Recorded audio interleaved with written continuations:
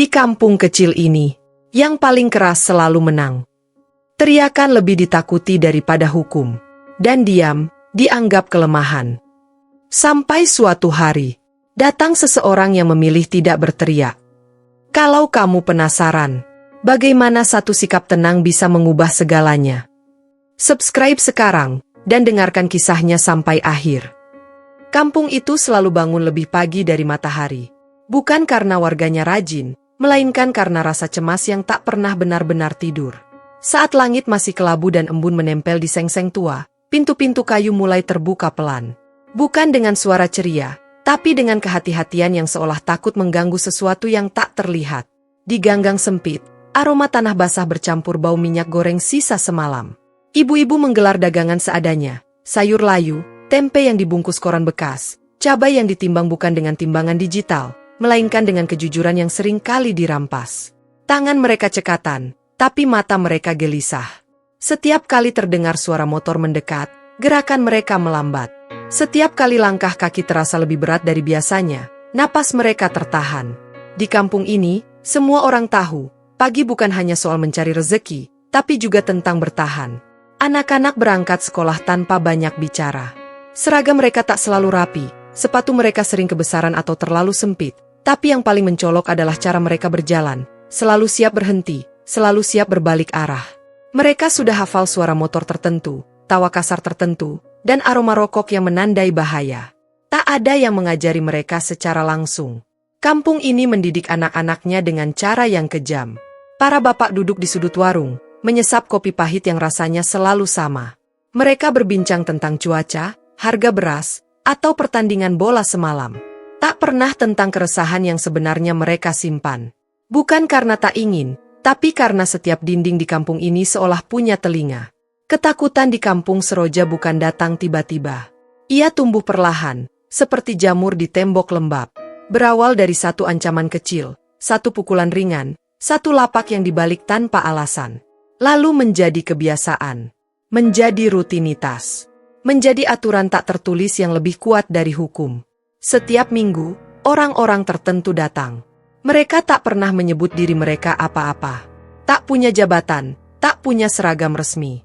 Tapi mereka punya kuasa. Kuasa yang dibangun dari rasa takut. Mereka memungut iuran keamanan. Jumlahnya tak besar, tapi cukup untuk membuat perut warga makin kosong. Yang menolak akan diingat. Yang melawan akan diberi pelajaran. Yang berani bicara akan menjadi contoh. Pernah ada seorang pedagang ikan yang mencoba melawan. Hari itu ia tak menyerahkan uang.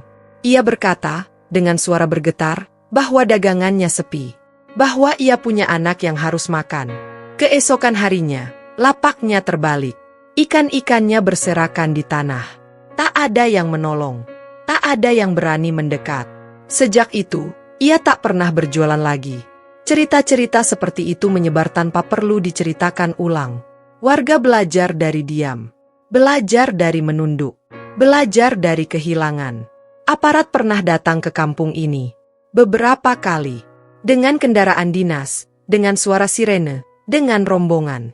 Mereka berkeliling sebentar, bertanya seadanya, mencatat di kertas, lalu pergi. Setelah itu, kampung kembali sunyi. Sunyi yang menakutkan. Karena setiap kedatangan aparat selalu diikuti balasan yang lebih keras dari mereka yang terusik. Maka warga berhenti berharap. Mereka belajar bahwa berharap hanya akan membuat luka terasa lebih dalam. Hingga pagi itu datang. Tak ada sirene. Tak ada teriakan. Hanya sebuah kendaraan berhenti di ujung kampung. Mesinnya dimatikan pelan. Seorang lelaki turun sendirian. Seragamnya rapi, tapi wajahnya tak membawa kesan berkuasa. Ia berdiri sejenak, membiarkan matanya menyapu gang sempit, rumah-rumah reot, dan wajah-wajah yang mengintip dari balik jendela.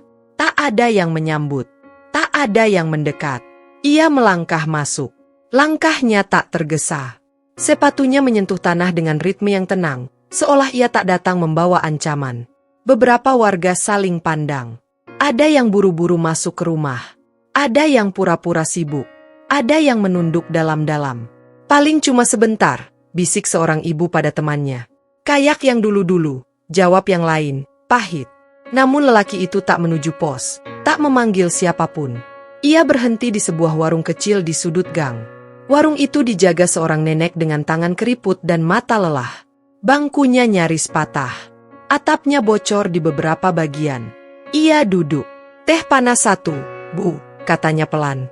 Nenek itu terkejut. Ia menatap lelaki di depannya sejenak, seolah memastikan apa yang ia dengar benar. Lalu dengan tangan gemetar, ia menuang air panas. Warga yang melihat dari kejauhan bingung. Ini bukan pemandangan yang biasa. Lelaki itu membayar dengan uang pas. Tak meminta kembalian. Tak menambah. Tak berkata apa-apa selain terima kasih. Ia duduk lama di sana. Menyeruput teh perlahan. Mengamati kampung tanpa tatapan menghakimi. Sesekali ia tersenyum kecil pada anak-anak yang mengintip dari balik tiang listrik. Hari itu, ia berjalan berkeliling. Bukan dengan gaya inspeksi, melainkan seperti orang yang sedang mengenal rumah lama. Ia duduk di teras rumah warga, mendengar cerita tanpa memotong. Tak menulis apapun, tak menjanjikan apapun. Seorang ibu akhirnya menangis. Bukan karena ditanya, tapi karena akhirnya ada yang mau mendengar. Seorang bapak bercerita tentang lapaknya yang selalu dipalak. Seorang remaja mengaku pernah dipukul hanya karena menatap terlalu lama. Lelaki itu mendengar, hanya mendengar. Hari itu ia pergi menjelang sore. Tanpa pidato, tanpa pengumuman. Warga mengira itu sudah berakhir. Namun keesokan harinya, ia datang lagi. Dan keesokan harinya lagi. Selalu sendiri. Selalu tenang. Selalu duduk di tempat yang sama, berbicara dengan orang yang berbeda. Kampung mulai berubah pelan. Bukan secara fisik, tapi di udara. Ada sesuatu yang bergerak. Sesuatu yang telah lama mati. Keberanian. Masih kecil. Masih rapuh. Tapi ada. Di sudut kampung, ada mata lain yang memperhatikan. Mata yang tak suka dengan ketenangan baru ini. Mereka yang selama ini berkuasa mulai merasa wilayahnya terganggu. Mereka mendengar bisik-bisik. Melihat kerumunan kecil. Merasakan keberanian yang berbahaya. "Siapa dia?" tanya seseorang dengan suara dingin. Katanya aparat. Jawab yang lain. Tapi aneh. Kata aneh itulah yang membuat mereka waspada. Sementara itu, lelaki itu berdiri di tengah kampung saat matahari hampir tenggelam. Ia memandang anak-anak yang bermain bola dari sandal jepit, ibu-ibu yang mulai tertawa kecil, dan bapak-bapak yang berani duduk di depan rumah tanpa menoleh ke setiap suara motor. Ia tahu, ini baru permulaan. Ia datang sebagai aparat. Dan tanpa ia sadari, kehadirannya telah menantang sesuatu yang jauh lebih besar daripada dirinya sendiri. Bayangkan sebuah ketenangan yang lahir bukan karena masalah selesai, melainkan karena rasa takut mulai kehilangan kuasanya. Bayangkan sebuah suasana yang terasa asing, terlalu sunyi bagi mereka yang terbiasa berteriak, terlalu damai bagi mereka yang hidup dari ancaman. Dan bayangkan, ketenangan itu justru menjadi tanda bahwa badai sedang bersiap datang. Hari-hari berikutnya di kampung Seroja terasa berbeda, meski secara kasat mata tak ada yang berubah. Rumah-rumah masih reot. Gang-gang masih sempit. Lapak-lapak masih berdiri seadanya. Namun ada sesuatu yang tak bisa dijelaskan dengan kata-kata. Udara di kampung itu terasa lebih ringan. Para pedagang mulai berjualan tanpa terlalu sering menoleh ke belakang. Ibu-ibu mulai berani bercakap sedikit lebih lama di depan lapak. Anak-anak tertawa lebih keras, meski masih sering berhenti mendadak saat mendengar suara motor. Lelaki berseragam itu tetap datang setiap hari. Selalu dengan cara yang sama. Datang pagi, duduk di warung nenek itu, lalu berjalan menyusuri gang. Ia tak pernah memanggil rapat, tak pernah mengumpulkan massa, tak pernah menyebutkan kata penertiban atau razia. Ia hanya hadir, dan kehadiran itulah yang mulai mengganggu. Bagi warga, kehadirannya seperti tangan yang menahan pintu agar tak tertutup kembali. Mereka mulai bercerita lebih jujur, bukan lagi dengan bisik-bisik, tapi dengan suara yang meski masih pelan, tak lagi gemetar. Cerita tentang siapa yang biasa datang memalak. Jam berapa mereka muncul. Apa yang biasanya mereka lakukan jika ada yang terlambat membayar. Lelaki itu mendengar semuanya. Kadang bertanya. Kadang hanya mengangguk. Ia tak pernah bereaksi berlebihan. Wajahnya tetap datar. Namun matanya mencatat lebih banyak daripada yang disadari siapapun. Suatu sore, seorang bapak mendekatinya dengan langkah ragu. "Pak, kalau kami cerita semua, apa kami aman?" tanyanya lirih. Lelaki itu menatap bapak itu lama. Tak langsung menjawab. Tidak ada yang aman kalau semua orang diam, katanya akhirnya, pelan namun tegas. Kalimat itu sederhana. Tapi bagi bapak itu, kata-kata itu terasa seperti beban sekaligus penguat. Ia menunduk, lalu mengangguk pelan. Namun tidak semua orang merasa nyaman dengan perubahan kecil ini. Di ujung kampung, di sebuah bangunan setengah jadi yang sudah lama menjadi tempat berkumpul orang-orang tertentu, suasana memanas. Beberapa lelaki duduk melingkar. Rokok menyala satu persatu. Asap menggantung tebal. Dari kemarin orang-orang itu mulai berani, kata salah satu dari mereka dengan nada kesal. Lapak yang biasanya nurut, sekarang ditanya-tanya, sahut yang lain. Semua gara-gara aparat itu. Nama tak pernah disebut. Tak perlu. Semua tahu siapa yang dimaksud. Dia cuma sendirian, ujar seorang lelaki bertubuh besar, menyeringai. Kalau perlu, kita ingatkan. Kata ingatkan melayang di udara dengan makna yang tak pernah baik. Malam itu, kampung Seroja kembali sunyi. Namun sunyi yang berbeda. Warga menutup pintu lebih rapat dari biasanya. Beberapa ibu menyuruh anak-anak tidur lebih cepat. Ada firasat yang tak bisa dijelaskan. Lelaki berseragam itu masih duduk di warung nenek hingga senja. Saat hendak pulang, ia merasa ada yang memperhatikannya. Langkah kakinya bergema di gang sempit. Dari kejauhan, ia melihat beberapa bayangan bergerak. Ia berhenti. Bukan karena takut, tapi karena ia tahu, inilah saatnya ketenangan diuji. 3 orang muncul dari sudut gang. Wajah mereka keras. Tatapan mereka dingin. Salah satunya tersenyum miring. "Pak, mampir sebentar," katanya dengan nada yang berusaha terdengar ramah. Warga yang mengintip dari balik jendela menahan napas. Inilah yang mereka takutkan. Inilah yang selalu terjadi setelah aparat pergi. Namun kali ini, aparat itu tidak pergi. "Ada apa?" tanyanya tenang. "Kami cuma mau ngobrol." "Biar sama-sama enak," jawab lelaki itu, mendekat. Jarak di antara mereka menyempit. Udara terasa berat. Beberapa warga menutup mata, seolah tak sanggup melihat apa yang akan terjadi. Lelaki berseragam itu berdiri tegak. Tak mengangkat suara. Tak mundur setapak pun. "Kalau mau ngobrol, di sini saja," katanya.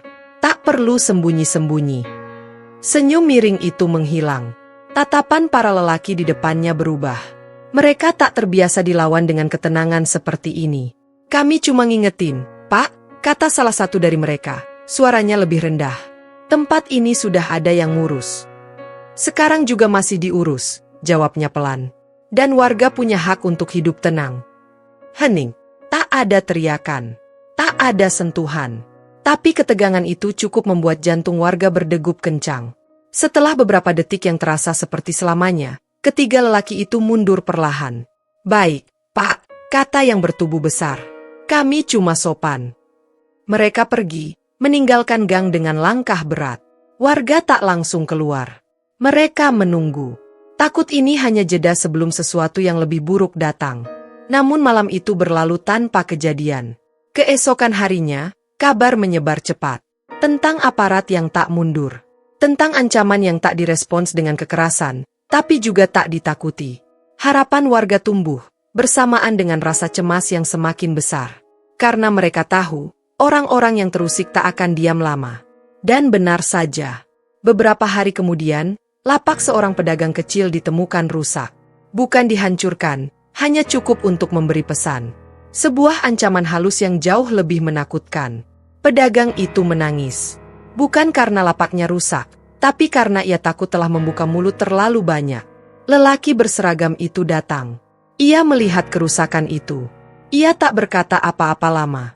Hanya berdiri, menatap, lalu menepuk bahu pedagang itu. "Ini bukan salahmu," katanya pelan. "Dan ini tidak akan dibiarkan." Untuk pertama kalinya, warga melihat perubahan di wajahnya.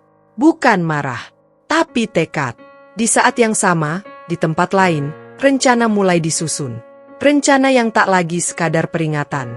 Kampung Seroja berada di ambang sesuatu yang besar. Dan lelaki itu tahu, langkah selanjutnya tak bisa lagi hanya dengan mendengar. Badai sudah terlalu dekat untuk diabaikan. Bayangkan sebuah titik dalam hidup ketika bertahan dengan diam justru terasa lebih berbahaya daripada melawan. Bayangkan sebuah kampung yang telah terlalu lama menunduk, hingga akhirnya sadar bahwa punggung yang terus membungkuk hanya akan membuat luka semakin dalam. Dan bayangkan, pada titik itulah, sebuah pilihan harus diambil, meski risikonya adalah segalanya. Pagi di kampung Seroja datang dengan wajah yang muram. Lapak pedagang yang rusak kemarin masih menjadi pembicaraan utama. Bukan karena kerugiannya besar, tapi karena pesan yang ditinggalkan di baliknya terlalu jelas. Ini bukan kecelakaan. Ini peringatan. Warga berjalan dengan langkah lebih cepat dari biasanya. Percakapan terhenti saat seseorang mendekat. Senyum-senyum kecil yang sempat muncul beberapa hari lalu kembali menghilang. Ketakutan, seperti bayangan lama, mencoba merebut tempatnya kembali. Namun ada satu hal yang berbeda. Tak satu pun warga menyalahkan pedagang itu. Biasanya, di kampung ini, korban selalu disalahkan. Kenapa berani? Kenapa bicara? Sudah tahu risikonya. Tapi kali ini, tak ada yang berkata seperti itu. Justru sebaliknya. Beberapa ibu datang membawa makanan. Seorang bapak membantu memperbaiki lapak. Seorang remaja berdiri berjaga lebih lama dari biasanya. Perubahan kecil, tapi nyata. Lelaki berseragam itu datang lebih pagi hari itu. Ia berdiri di depan lapak yang rusak, memperhatikan setiap detail. Kayu yang patah, paku yang dicabut paksa, jejak sepatu di tanah basah. Ini bukan sekadar peringatan. Ini tantangan. Ia menarik napas panjang. Hari itu, ia tidak duduk lama di warung nenek.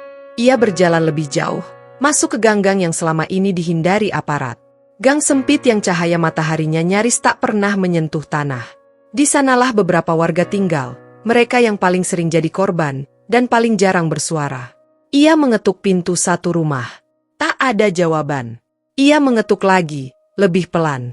Pintu terbuka sedikit. Sepasang mata tua menatapnya curiga. "Maaf, Pak," katanya lembut. "Saya cuma mau bicara." Lama pintu itu terbuka lebih lebar. Ia dipersilakan masuk. Di dalam rumah itu, ia mendengar cerita yang lebih pahit dari yang pernah ia dengar sebelumnya. Tentang ancaman di malam hari. Tentang anak yang dipaksa ikut menjaga. Tentang uang yang diambil bahkan saat mereka tak punya apa-apa lagi. Setiap rumah memberinya potongan cerita. Potongan-potongan itu mulai membentuk gambaran utuh.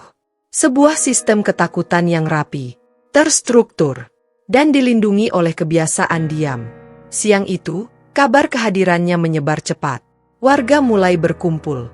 Tidak dalam jumlah besar. Tidak dengan sorak-sorai.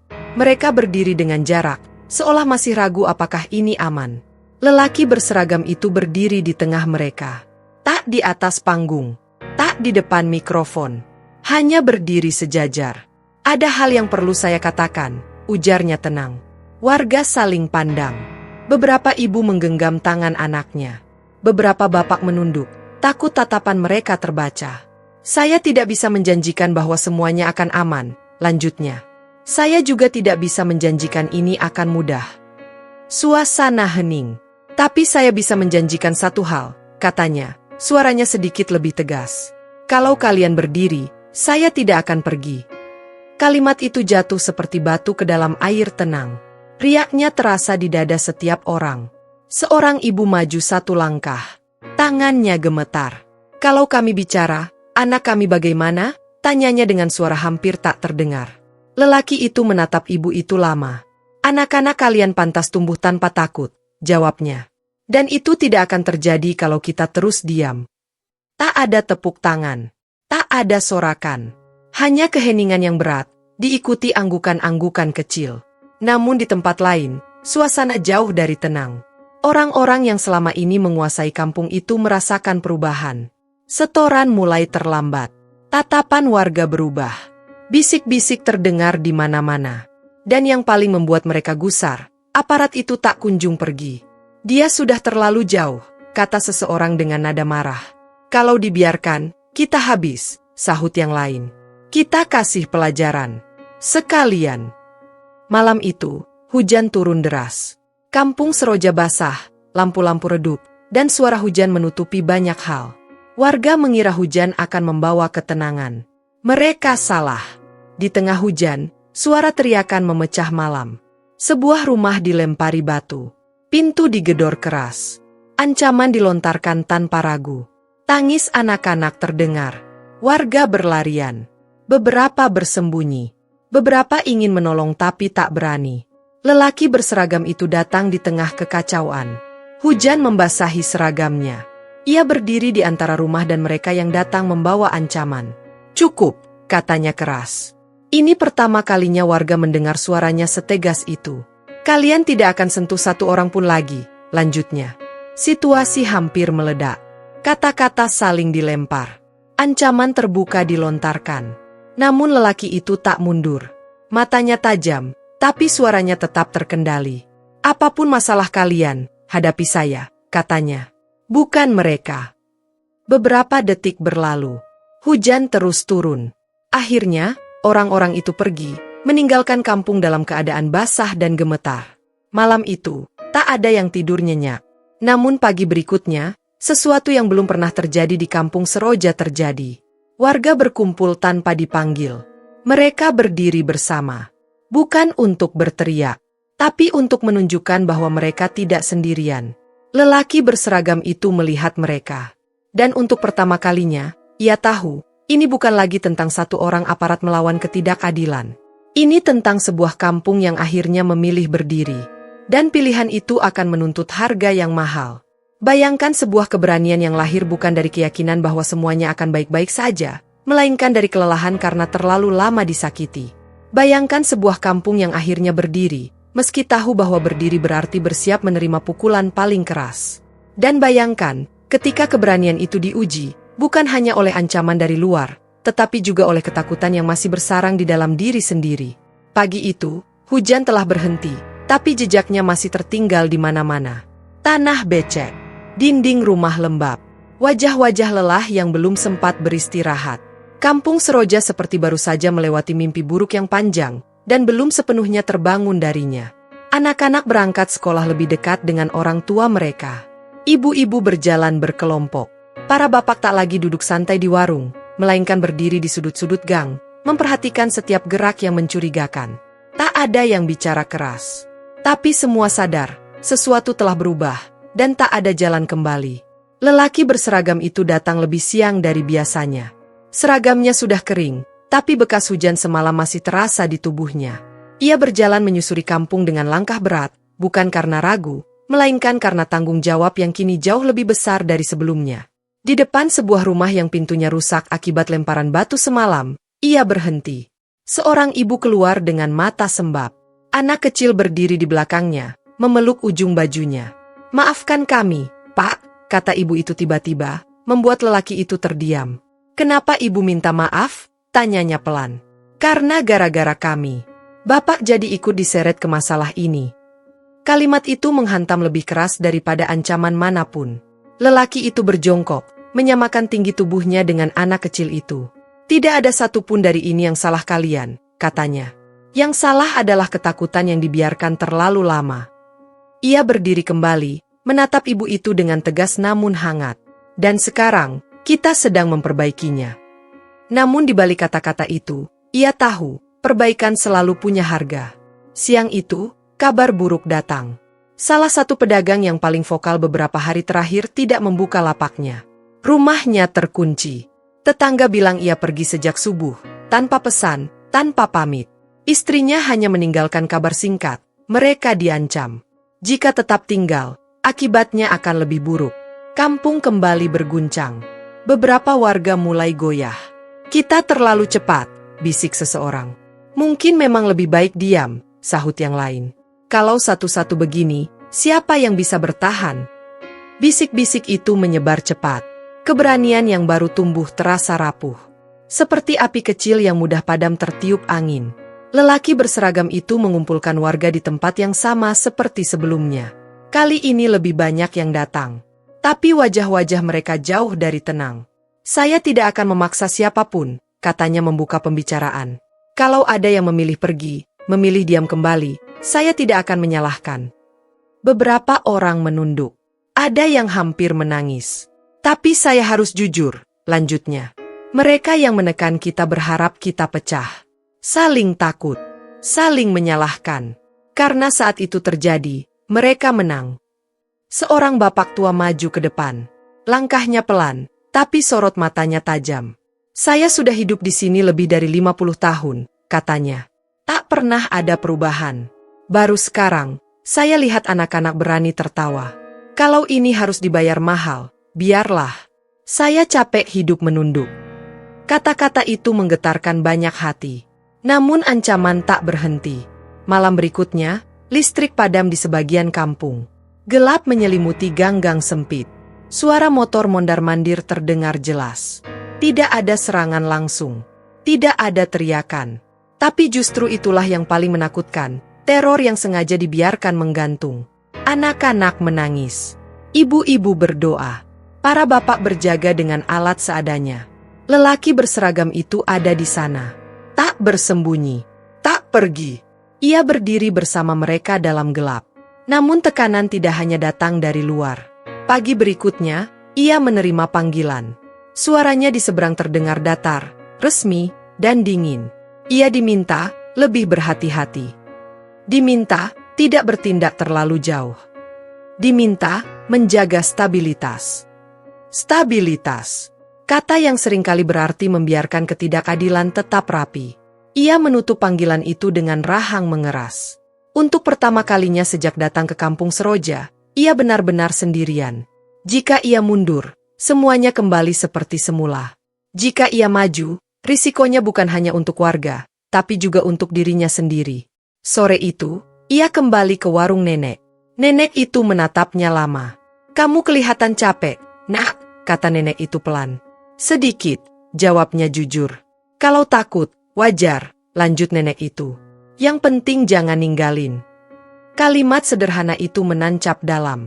Malam itu, ia membuat keputusan. Ia tak lagi hanya mendengar. Tak lagi hanya hadir. Ia mulai bergerak lebih tegas. Menghubungi pihak-pihak yang masih mau mendengar. Mengumpulkan bukti. Menyusun langkah yang selama ini ia tunda demi menjaga ketenangan. Namun langkah itu juga berarti satu hal. Konflik ini akan segera mencapai puncaknya. Orang-orang yang selama ini bersembunyi di balik ancaman tahu waktu mereka menipis. Dan mereka tidak akan jatuh tanpa perlawanan terakhir. Kampung Seroja berada di ambang bentrokan terbesar yang pernah terjadi. Dan lelaki berseragam itu tahu, babak penentuan sudah sangat dekat. Keberanian telah ditunjukkan. Kini, waktunya membayar harganya. Bayangkan sebuah akhir yang tidak ditandai dengan sorak-sorai, tidak pula dengan tepuk tangan. Bayangkan sebuah kemenangan yang tidak dirayakan dengan panggung dan pujian, melainkan dengan air mata yang jatuh diam-diam. Dan bayangkan, ketika seseorang pergi tanpa meminta dikenang, justru disitulah namanya hidup paling lama. Pagi itu, kampung Seroja terbangun dengan perasaan yang tak pernah mereka rasakan sebelumnya. Tegang, namun penuh harap. Udara terasa berat, seolah kampung kecil itu sedang menahan napas. Warga bangun lebih awal dari biasanya, bukan untuk berdagang, bukan untuk bekerja, melainkan untuk bersiap menghadapi sesuatu yang mereka tahu tak bisa lagi dihindari. Di ujung kampung, beberapa kendaraan berhenti. Bukan dengan sirene meraung, tapi dengan kehadiran yang tegas. Orang-orang berseragam turun satu persatu. Wajah mereka serius. Langkah mereka terukur. Warga menatap dari kejauhan. Tak ada yang bersorak. Tak ada yang bertepuk tangan. Mereka tahu, hari ini bukan hari pesta. Ini hari penentuan. Lelaki berseragam yang pertama kali datang ke kampung itu berdiri di depan rombongan. Wajahnya tenang, tapi sorot matanya menyimpan beban yang telah ia pikul terlalu lama. Ia melangkah masuk ke ganggang yang selama ini dikuasai ketakutan, kali ini tidak sendirian. Orang-orang yang selama ini bersembunyi di balik ancaman mulai bermunculan. Ada yang mencoba kabur, ada yang berteriak, ada yang melawan dengan kata-kata kasar. Tapi sistem yang mereka bangun dari rasa takut runtuh lebih cepat daripada yang mereka bayangkan. Warga menyaksikan dari balik pintu dan jendela. Beberapa menutup mulut menahan isak. Beberapa berdoa dalam diam.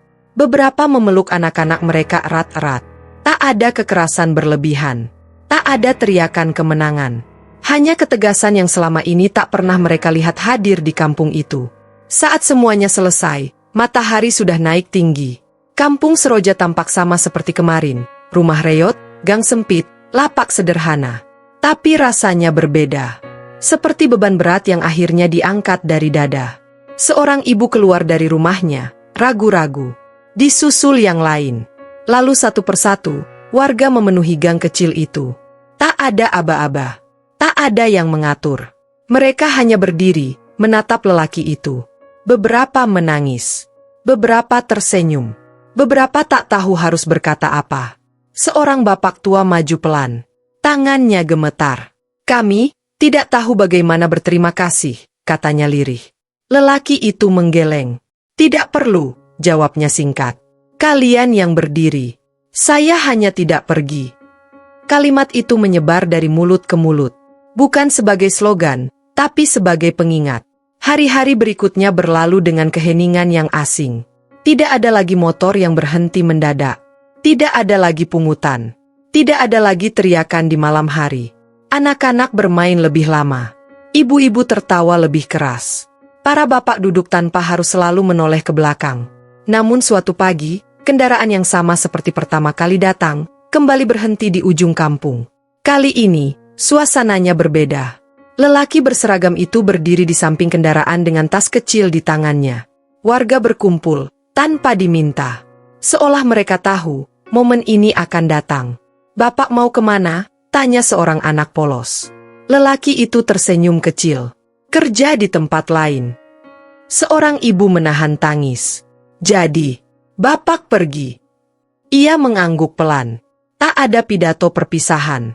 Tak ada janji akan kembali. Ia hanya menyalami satu persatu warga. Menepuk bahu para bapak. Mengangguk hormat pada ibu-ibu. Berjongkok dan mengusap kepala anak-anak. Saat ia hendak masuk ke kendaraan, nenek pemilik warung memanggilnya. Nak, kata nenek itu, suaranya bergetar. Di sini, kamu selalu punya rumah. Lelaki itu terdiam sejenak, lalu menunduk hormat. Kendaraan itu perlahan bergerak meninggalkan kampung Seroja. Tak ada yang mengejar, tak ada yang berteriak. Warga hanya berdiri, melambaikan tangan, dengan mata basah dan dada yang penuh. Hari itu, kampung Seroja tidak kehilangan apapun. Justru hari itu, mereka benar-benar memilikinya. Karena yang pergi hanyalah satu orang. Yang tertinggal adalah keberanian. Yang tertinggal adalah keberanian untuk tidak lagi diam. Yang tertinggal adalah harapan, bukan pada satu sosok, melainkan pada diri mereka sendiri. Ia datang sebagai aparat. Ia pulang tanpa nama. Namun bagi warga kecil di kampung itu, ia akan selalu dikenang sebagai awal dari hidup yang tak lagi dipenuhi rasa takut.